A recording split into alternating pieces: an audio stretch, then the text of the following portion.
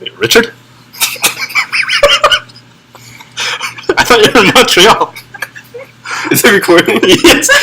Alright, welcome back to The Crackstreet Boys Podcast show. new season. This is season 2. And We got renewed for another season. We didn't get kicked out of CMCC and we didn't get banned. Yep. So we're here today with some of the original members. Me, myself, Isaac, Derek, Yep. Nick Chow. and Hey. Nick Thompson, who is never here except for that one episode, but he's actually here now. So today we want to make a special kind of introductory episode. Kind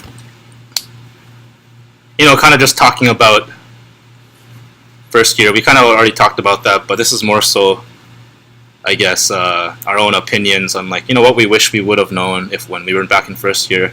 And I think a lot of what we say can be taken with a grain of salt, but can also be kind of helpful for your experiences here if you're a first year listening. And if you're not a first year listening, well, there's probably some funny stories that's going to happen, so you can still listen. So I guess we're going to start things off with what's your biggest What's wrong, Derek? What's your biggest kind of tip? Like, if you have to give only one single tip as a kind of a general for your success at first year. Let's start with Derek, Lou. Yo, I'm thinking, man. I'll start things off then. My biggest tip is don't leave the histology lab early, and don't slam the door on the way out. Okay. Oh, yeah. Okay. My tip is I don't know who would ever do that because that's obviously not good. But my biggest tip would probably so for mod 1, it's not too bad. I think you have 5 exams or something. So take that time, take that opportunity to chill, not chill, but get yourself accustomed to everything, all the classes and whatnot. But in mod 2, that's where things really pick up, because that's where my soul kind of died. It got ripped and vanished to the 8 gates of hell, and it came back. But I'm back now, and yeah, mod 2 is where things pick up. So that's where you gotta kind of figure out yourself in mod 1, your study habits, your sleep schedule, stuff like that. Just how everything runs. It's you're in the gym. Mod 1, it's kind of your last warm up to your first working set. So you're kind of warming up. What about doing 2-plate deadlift and then clean and jerk without warming up right away? Antonio?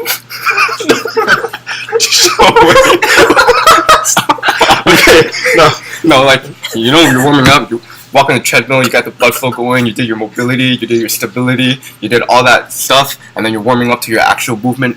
That's where mod 2 first working set. That's where it gets quite difficult. But anyways. But yeah, I would say that.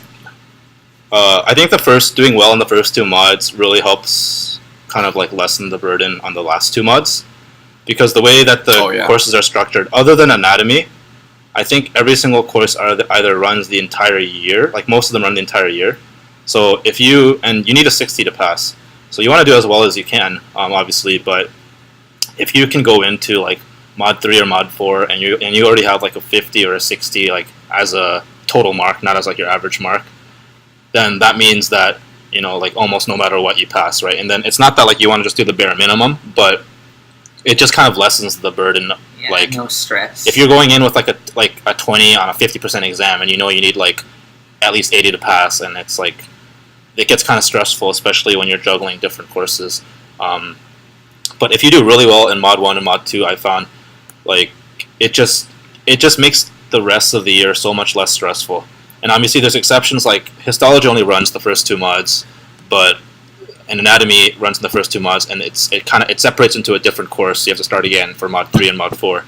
But things biomechanics, biochemistry, and all that, if you get 85 and 85 in the first 2 mods, and you do well on the quizzes and stuff, and then so it's mod 3, and you only need 10% to pass, and you have half the course left. It's a good thing for you, right? So that's just what I found in terms of kind of reducing the stress, because mod 2 does get kind of spicy, if you know what I mean. Spending your Christmas with your family while they open presents and you're opening your DI, for the first time. Okay, yeah. I guess along those lines, make sure you. What are you doing? Okay, make sure you prepare for your labs. Like, participate in your labs. That's actually where you learn the most, I find. Yeah. Ask lots of questions to the tutors. Yeah, don't be afraid to ask questions. Like, everyone's here to help you.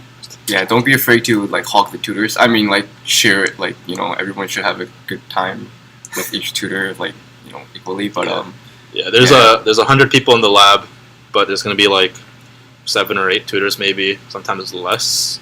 Yeah, don't certain tutors will explain things differently, and it depends on like how like the kind of style that you like listening to. So if you like a certain tutor in terms of how they explain things, just keep an eye out for them. And,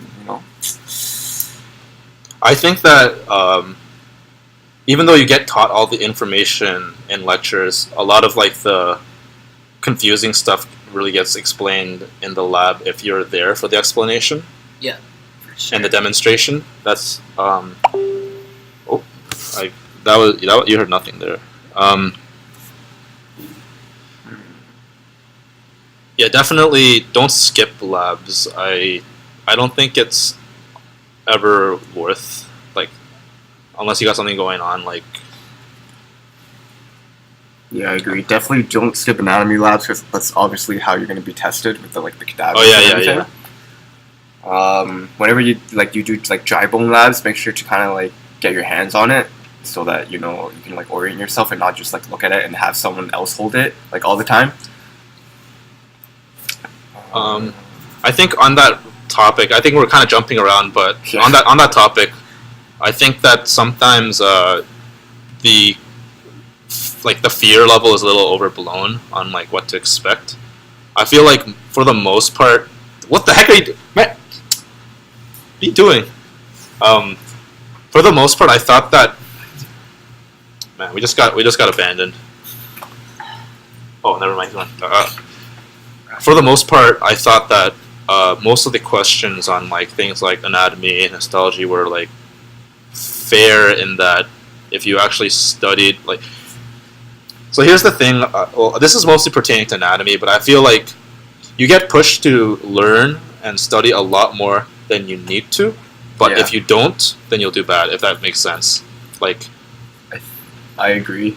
Like let's say like you need like 70% competence to pass, but you while you're studying and learning, it feels like you need 150. But in reality, if you only studied up to the 70, then I don't think you would pass. Like it's a weird like paradox, if you know what I mean. Yeah. When you're there, it's like like it wasn't as in depth as I thought. But like if you never got to that depth, I don't think you'd have that feeling. Yeah. You know what I mean? I sound tired. I'm not tired. What the heck? It was only the first week back. Oh yeah, that reminds me. Keep an eye out on your friends. Oh, speaking of friends, something I wanted to talk about was like kind of social groups and stuff. So my mindset going in like first year, like at least like first couple of weeks was like I'm a lone wolf, man. I hate every. Wait, I'm a lone wolf. I'm just gonna do my thing, Probably throughout school, I'm not gonna make like too many friends, and I'm just here to kind of like get my education, learn things and stuff, and it's probably not gonna be like as close and intimate as like high school or like undergrad, but because like every time I walk into a lecture, I see this like big foik like sitting in the middle of the row named Isaac Kim with like like a couple of other big foiks, and then he's always like, "Yo, Jared, come sit here." I'm like, "Nah, man, you're a big foik," so like I kind of sat alone. But then slowly Isaac started corrupting me. What? And then I started sitting like beside them, and then basically I started. I think it's important to kind of find your friend group and like your social group, kind of like early on, just because that's kind of when everyone finds like their friend group, and it's kind of like, what am I trying to say here? I feel like everyone's like friends in a sense that like everyone kind of knows each other. Yeah, but there's just people that you obviously just hang around with more than others. Yeah, but my mindset shifted because I thought I wasn't like gonna make too many friends and stuff, but it seems that we got back in Mod 1. Derek was like, actually a better example is, so Nick Chow here. in Mod 1, he told us the story. You might have listened in episode 1 when he told us the story when he got jumped at 7-Eleven. Or was it McDonald's? It was a That's McDonald's. it was It McDonald's. was not 7-Eleven. It was in the McDonald's. washroom. No. It was in the. What? I was outside the McDonald's. Yeah. It was outside? It was outside in the parking lot. Were there people? We I don't know how already no one reported. Wait, was it or like in the anything. daytime too? Yeah, it's the daytime. Man. Right after school, I head into the McDonald's to go to the washroom. I come out. What? Okay, you can listen to episode 1 if you want to hear the story. Man, what do these guys look like, man? But So then Mod 2, Nick Chow's still like, pretty chill. He's like, oh, I do a lot of Taekwondo, Merry Christmas. Then Mod 3, some incident happened. What? Mod 4, another incident happened. Wait, what? I can't explain it here. And now in Mod 5, What the incident? first day of the first class, he comes up to me, taps my shoulder, and tells me he has no limits now. So take that as you will. Man, you're taking that out of context. What context? Oh yeah. A new member of a Crackstreet Boy just entered. Well, he's an original member, but like, I mean, he's entered the room. Your name? I'm Ryan. If you ever need questions on class, what's it called again? No service. He's the guy to go to. but they're probably in first year. Actually, you should probably go to Meg, but like. Oh! I mean, like, right, anyways, we were talking about like kind of what's your biggest tip for first years, like if you just had to choose one, just like in general. Yeah, alright, I'm putting you on the spot. Think about it. But anyways, What about you, Nick Thompson? What would you say? Mine's pretty similar to Derek's. I'd Yo, say what are you your copying friend me, man? group or your social group is definitely the most important. Like in that regard, This they're guy's there for unoriginal. support, and they kind of like set the tone as far as like work habits and studying. If you have a group around you that are always like striving for, I guess, like good grades and like consistent study habits, it kind of forces you to keep up with them. yeah, kind of yeah. all have like it's just positive for everybody. You're all kind of like striving to maintain that level and kind of achieve better. Also, it's nice like kind of just stress relief when you can study, teach each other, and then relax together. Honestly, it's probably one of the most important factors for first year success. Yeah, Yeah. I think tying into that as well, I'd say one of the most important things, obviously make sure that you're reading all of the content and being there as much as you can, but you also need to take care of yourself, and that ties into what you're saying with the friend group and everything. Just make sure that you have something to do that'll de-stress, take your mind off school a little bit, because you can't have your mind going 24/7 during school. It's going to tire you out, it's going to burn you out. Like, I had an experience when I was in first mod, near the end of it, I was going to every class, I was in the front of the class all the time, being engaged the whole time, Damn. and I started to burn out completely. So these guys can attribute to it too. They saw me move slowly further back into the classroom. Until they got degenerate enough to sit with us. Yeah. I ended up in the back corner of the classroom. I wasn't paying attention as much in classes, so it just completely threw me off going too hard at the start of the class. You want to have the analogy they use, the foot on the gas pedal from the start. You want to have it there, but you don't want to be flooring it right away. 4 and Mod 2, man. That's what I'm saying. Mod 2 is like a horrible experience. Mod 2 and 4, because like 3 was like the easiest probably. Or, Well, it's 3 one or wasn't three? that busy. it was just not busy. It wasn't necessarily like easier. It was just not busy. true. But Mod 2 is horrible because you literally spend the entire Christmas break just studying, and Like, like we have like 10 exams or something. it was like 8 or No, it was 9. only Oh, okay. I think this year we have 13 though. nice. Man. We have 5 before and 8 after, I think, or something like that. Oh, yeah. But I think That's right. I forget. Oh yeah. So I think most of us have experienced some sort of mini burnout, and I think most Yeah. people in a professional school do experience like some sort of burnout at some point, whether it's like early on or later on. But most of us are still here. I would say Most that of us. Oh my god. like no, I'm just saying like some people like left because they either found another school that they want to go to, or like they just realized this is chiropractic not for them. But in terms of like a motivational burnout or like a stress burnout, like I think most of us like had like those doubting thoughts at one point where it's like, man, like I don't really want to do this. Yeah. And like, I don't mean like the mini existential ones when you wake up and you think like, I could sleep for 2 more hours. Is it really worth going to lab today? But Man, that was me this morning, except for class. I went to the gym. I mean, never Go to class. go to class. Fuck, I was gonna say something. What's Try to go to sim lab as much as possible. Oh yeah, we'll talk about that was a big change, but just because like you really want to like practice your technique and everything and hone your skills. It's like the first time we actually got tested on adjustments. It was pretty nerve wracking, pretty scary, depending on which examiner you get. I think that said though, like first year is like really like hand-holdy. As long as like you do your part, I feel like they're always really fair for like testing for everything. Yeah. Like for orthopedic testing, for technique testing, for diagnosis testing. I never felt that it was like unfair or like in that like as long as you like practiced, it's Yeah, there's some like kind of like I guess inconsistencies with certain like ortho testing in terms of how certain like clinicians do it versus the others. But that's kind of how it is like in this world of like manual therapy and everything. Everyone's like built different and like they have different techniques and like whatever works for them like works for them. So they're gonna teach it like whatever way like it works for them. Same thing goes with like technique and like certain adjustments.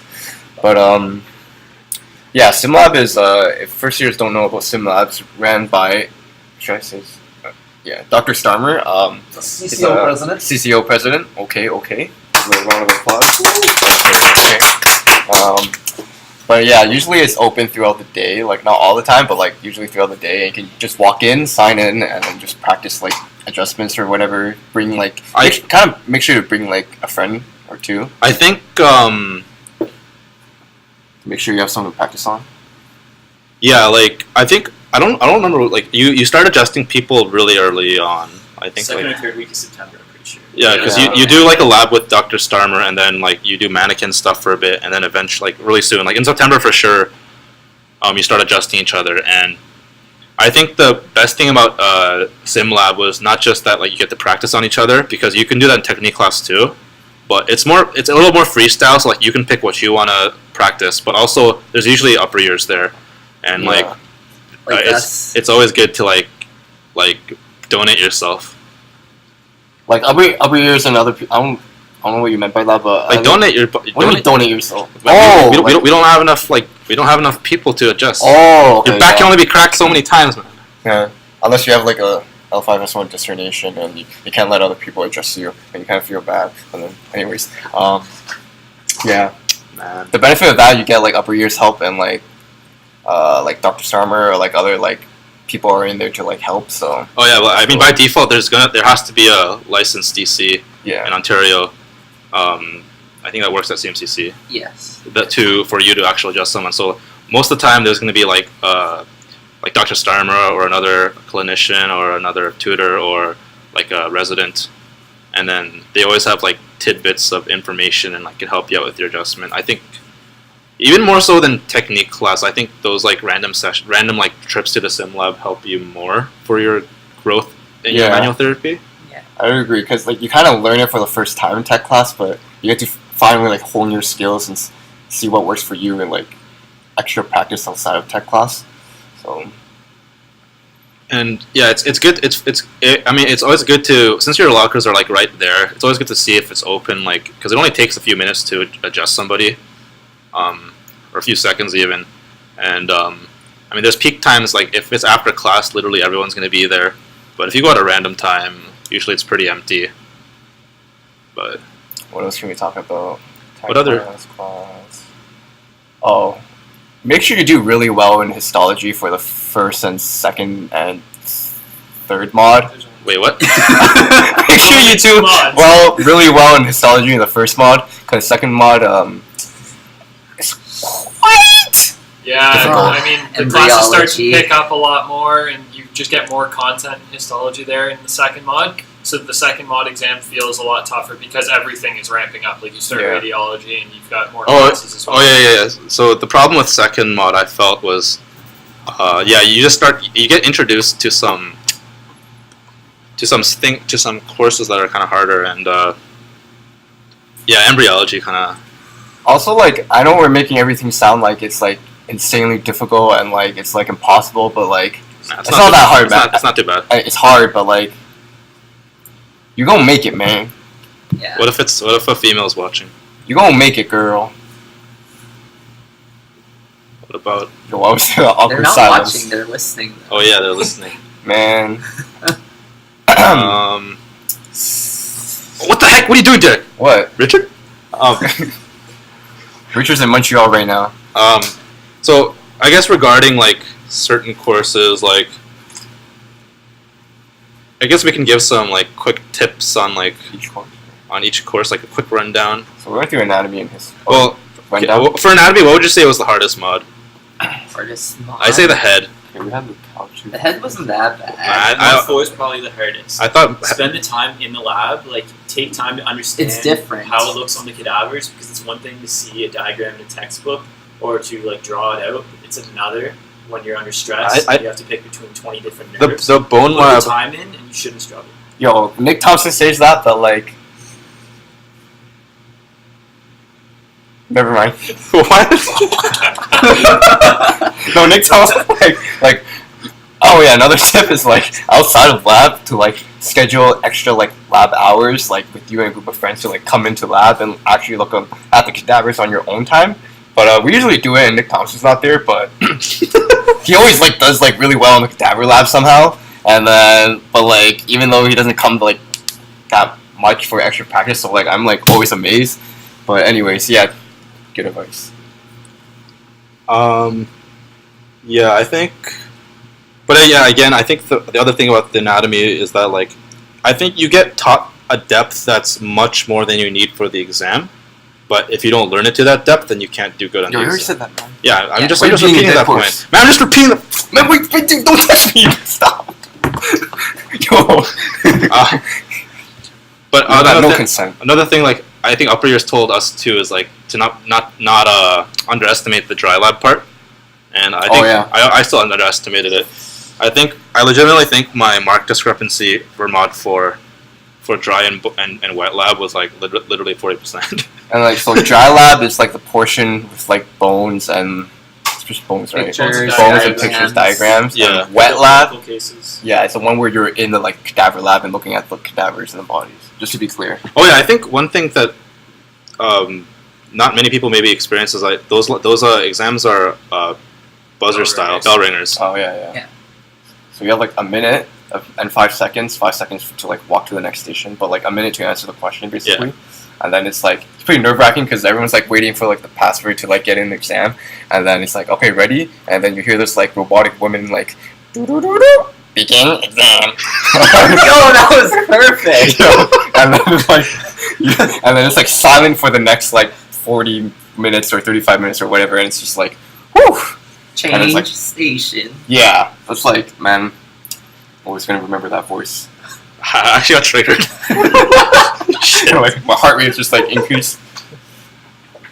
But yeah, just as a general conclusion, I guess for that, you're probably spending most of your time on anatomy, just because I think it has the most content, and arguably it's one of the more difficult ones.